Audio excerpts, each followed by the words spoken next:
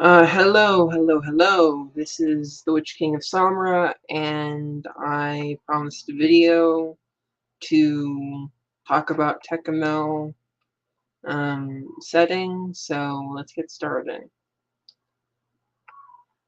So, Tekumel is a setting that is a science fantasy, a game. Um, this is just going to be a general overview. I'm probably going to go into more detail on the various setting elements. Well, let's just get this really quick and simple. Number one, Tekumel is not based on Western or East Asian mythology and culture.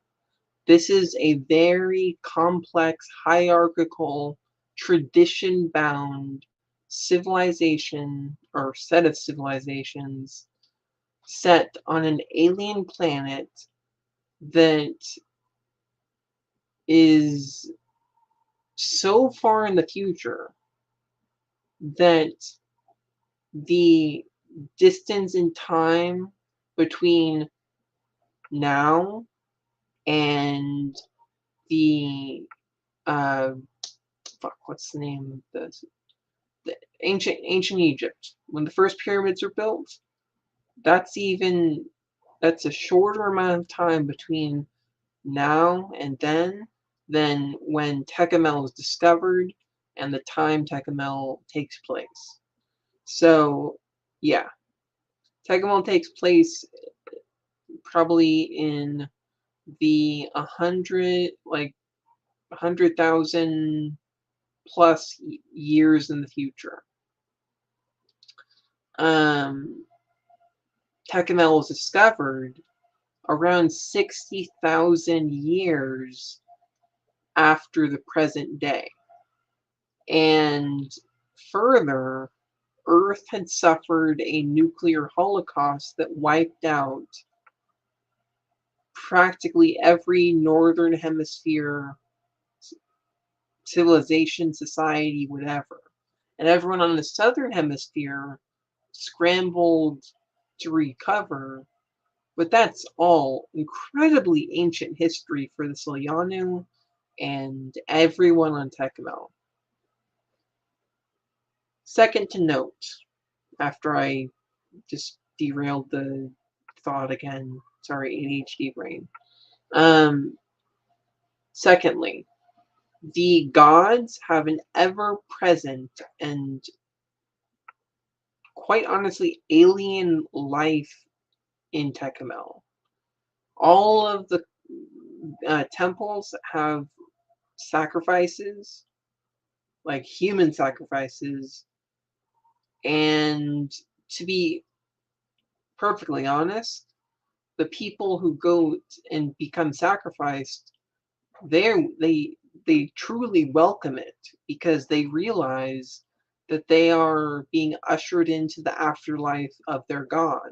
And the fact that the gods have their own afterlives, that you can contact the ancestors of your clan going back millennia. That very fact has altered Solyanu society, or Tekumel society, in fact, to be hyper traditional. Now, I don't mean traditionalist as in Western traditionalism, because the traditionalism of Tekumel is very different. Slavery, human sacrifice, um, allowing sexuality and gender to be whatever they want. Um, I mean, for God's sake, there's an entire legion of lesbians in um, the Solyani military. Like, they all like to codify and line up every kind of person and have them be structured in such a way that they are performing at their peak. Further, this is an alien world, so everything that humans know of on Earth is not there anymore. If there are horses, which there probably aren't, they are so far away from the Five Empires, and the Five Empires are so hidebound to the traditions of their past that to even say, hey, what if we start riding horses? And that would revolutionize our civilizations. The Solyani and the various other five empires would be of the opinion that no, people have come up with so many advancements and we don't need them. We've functioned the way we have for 30,000 years. Who needs a bicycle or uh, a gun or whatever? They have Klenhide armor and weapons. They have um, magic, which is really just psychic powers, which is pretty cool. They have the animals carrying people and palanquins carried by slaves. There's really no need for horses on Tekumel. Um, Secondly, or this is fourthly now, there is the concept of noble versus ignoble action. Nobility is everything that I described: human sacrifice, behaving honorably towards your god or gods or your clan, and thinking of your clan and the empire before yourself, thinking of the practices of your temple over anything else. I mean, we're honestly talking about a civilization in which one of the gods, Vimuhla, the god of fire and fury and battle and unrestrained strength, he basically is of the opinion, or he is codified as being of the opinion, that any captive of the Vimuhla legion or any sacrifice is to be put to the stake and burned alive, because that is of the nature of Vimuhla. So really, this is quite the alien world. The language that exists within the setting, Solyani, is apparently, if I'm not mistaken, a far distant descendant of a confluence of Urdu, Arabic, Mayan, Tamil, and those would be the languages that the Solyani speak as their past. So, yeah. What else should I talk about? There's no horses. There's the Sakbe roads. Sakbe roads are stepped and tiered roads that are raised above the ground, and they crisscross all over the map. And when you are traveling across the five empires, you can just walk on your assigned road of the Sakbe. And one of them is for nobles, one of them is for messengers and couriers, and one of them is for common folk. What else? There is magic puppets, which are animated through psychic abilities, and these people who, they're the puppeteers. It's like a group of clans who provide entertainment to the people via the puppets. They basically are able to make puppets that are animated on their own and can communicate the stories of Tekumel. And so these puppeteers will use their psychic abilities or something to make the puppets talk, move around, fight each other, etc. It's pretty cool. Um, Sexuality is, oh crap, what's wrong with my camera? There we go. Um, what else? Magic is psychic abilities. There's ancient technologies. Also, there is the concept of Tekumel no longer existing within our universe because over 30,000 years in the past, prior to the present day, Tekumel and 772 or one other worlds across the galaxy or even the universe, um, they disappeared.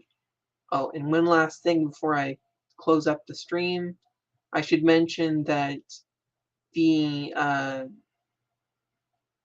planet of Tekumel was a pleasure planet, and it had natives on it who were just reaching out into space. They were equivalent to the early space era of humanity on Earth in the 1960s and 70s.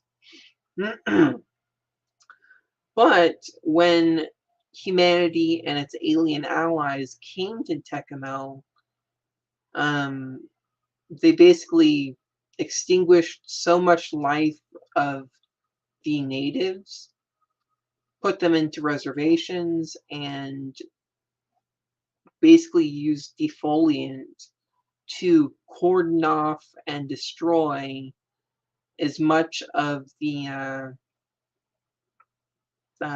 native flora and fauna that existed at the time. This caused no end of consternation to the natives, so that even today, like tens of thousands of years after the Baythorn, or Baythorn is Solyani for pocket dimension, basically, or whatever. Um, oh, hey Todd. Yeah, thanks for stopping in. I didn't even know you were watching because uh, viewer notifier says 0, so weird. But yeah, let's see what you said. Yeah, that would be really nice to have someone who speaks Solyani to um, do an audiobook. Yeah, and oh yeah, but yeah, Todd. Like the thing is, um, Professor Barker really probably wouldn't have even cared if you knew Solyani. So like, just because like I don't expect anyone to play Empire of the Petal Throne or whatever Tekumel game that they choose to pronounce everything 100% correctly.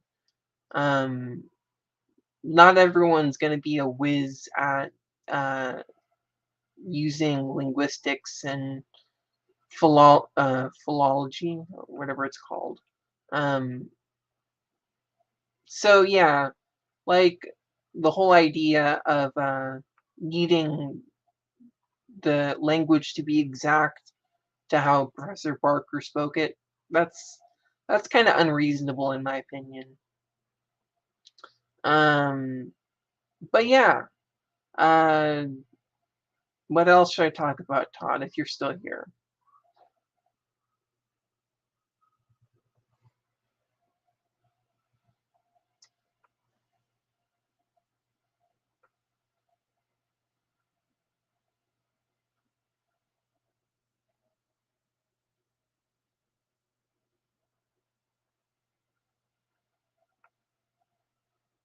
Oh, I didn't even know I could do that. So yeah, that's what he was saying.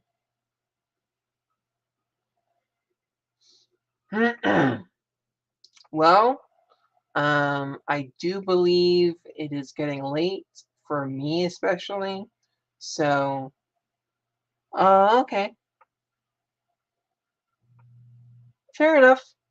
Um, yeah, I just kind of hope to make this stream be pretty short and to the point. Of course, I digress endlessly with Tekumel and so many other things. But I was hoping to use it to introduce some of my players to Tekumel who haven't seen it before. Um, but yeah, Todd, thanks for joining the stream. It was really nice to hang out with you for the little bit of time that you were here.